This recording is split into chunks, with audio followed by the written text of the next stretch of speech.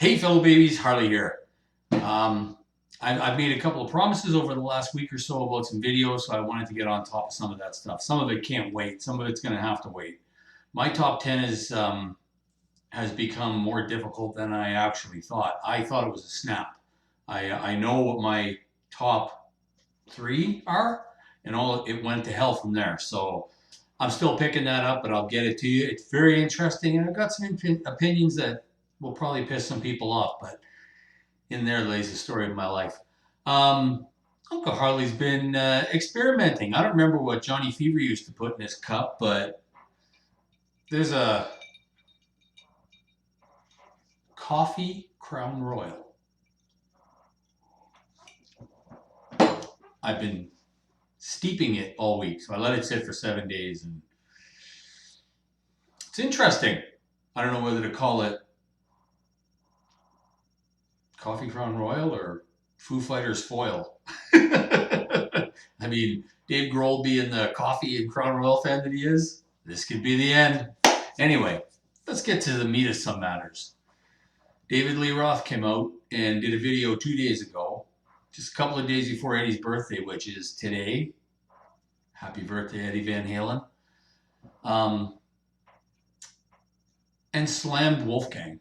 The video was apparently originally titled That Effing Kid, but he changed it to That Crazy Kid. But throughout the video, he goes on about that effing kid and all the things he did. And I'm going to link the video to this. You can watch it if you want, if you haven't already. I mean, a lot of people that follow me might have already seen some of that stuff or at least heard about it. Oh, where to start on this? I remember years ago, before Gary, after Sammy, when Eddie was in an interview with Alex, as usual, and he said that all of his lead singers had LSD, lead singer's disease, and it caused them to act the way they did. And is there no end to this? Like, did the Van Halens live in the heads of everyone except Gary Sharon that ever sang for them? Like, Dave and Sammy, come on, boys. Like, anyway, this David Lee Roth thing, to keep it focused. Let me start with just a tad of history. I saw Van Halen first time in 1979. So they had been on the road for a while before then, and they were quite.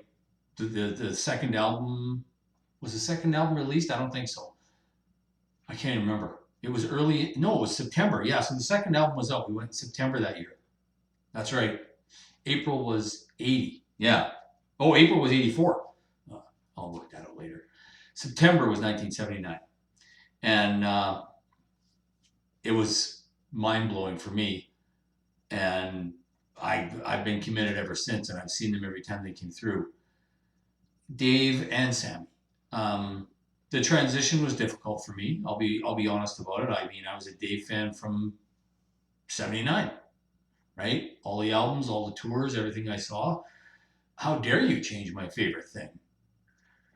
And I mean, you hear all the stories and you see all the interviews, and yeah, you kind of take sides, and you just don't want to see your favorite thing split up. So I did the thing. I listened to Van Halen, and I listened to Dave's solo stuff as well, for what that was worth. So I mean, I came into it as a David Lee Roth original fan.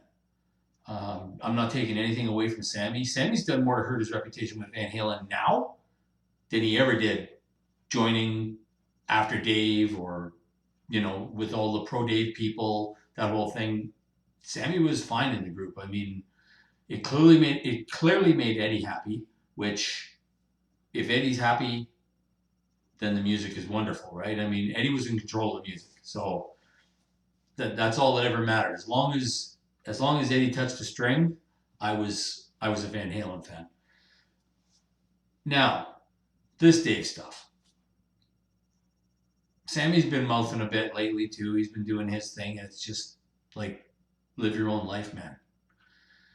This Dave thing today is disgusting, or 2 days ago is disgusting. For him to come out against Wolfgang like that, to make a YouTube video about it. I mean, I get the fact that you want attention, that people used to scream at your feet by the tens of thousands.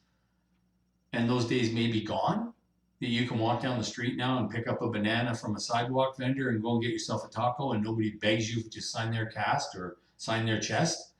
I get that. I mean, the brightest bulbs burn the shortest, right?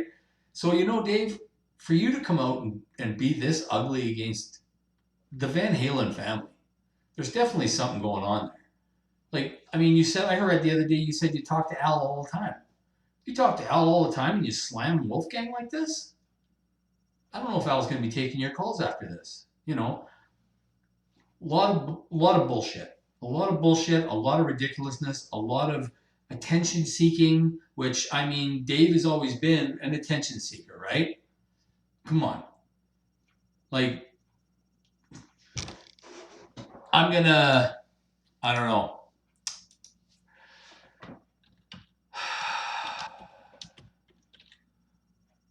I looked at a thing the other day. Now, I don't know if you've ever seen Jim Dandy. I'm going to try and find a video. And I'm going to post that here too. But I don't know how many of you are aware. Let me see if I can find something yummy on Jim Dandy. So Jim Dandy was with Black Oak, Arkansas. And if you see Jim Dandy perform, before Dave, right? Before Dave, Jim Dandy's 75 years old. You'll understand where Dave got his shtick from. Okay? I'm going to take things a little bit further, and I will give Dave 100% credit for the show. I mean, I believe, and I've heard the stories, and I'm not going to doubt his word. I believe Dave was the promotion end of it. I mean, Dave could market stuff like a madman, right? The brown M&Ms. It was a great idea. If it was his idea, it was a great idea. I mean, if they've missed that, what else did they miss, right? When I heard that when I was a kid, I thought it was ridiculous. Well, a kid. I was in my 20s, but I thought it was ridiculous. But I mean, now you think about it, contractually, it kind of makes a bit of sense, right? A lot of the stage stuff was his idea. I mean, he probably cost the band a fortune putting up big signs, and the 1984 concert was insane. I think it was something like 18 trucks. There was 9 in Edmonton when Calgary was being set up. There was 9 more down there, and they just kept skipping over and going from city to city, right? It was that big. But so yeah, I mean, Dave gets full credit for that. I'm not going to take points on knocking him for anything, but this has got to go. I think, in my opinion, Dave's got to delete this video, take it down, come out with an apology, say, you know what, I got a little bit too much tequila last night, and my fingers just started moving. I thought I was playing the piano, but it turns out I made a tweet, or I made a YouTube post. And I think he could cool that down. But as it sits right now with this video still up as of a few minutes ago, it's terrible. It's terrible. It's terrible on the Van Halen. It's terrible on David Lee Roth. I mean, it makes him look really bad. It makes him look really small. It makes him look really desperate. I don't care. I mean, if everything he says about Wolfgang is true, for him as friends of the family for that long to expose it in a YouTube video, no, there's no justification for this.